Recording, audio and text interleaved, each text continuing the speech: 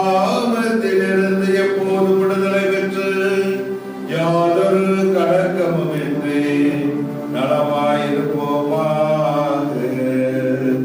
நாங்கள் எதிர்நோக்கி இருக்கும் இன்பத்திற்காகவும் எம் மீட்பராகிய இயேசு கிறிஸ்துவே வருகைக்காகவும் காத்திருக்கின்றோம். ஆட்சியும் வல்லமையும்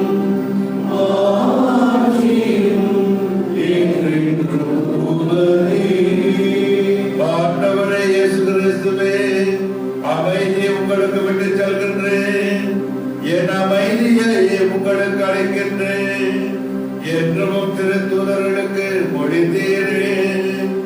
எங்கள் பாவங்களை பாராமல் உமது திரு அவையின் நம்பிக்கையை கண்ணோக்கி உமது திருமணத்திற்கு ஏற்பதற்கு அமைதியையோ ஒற்றுமை படைத்தருள்வீராக.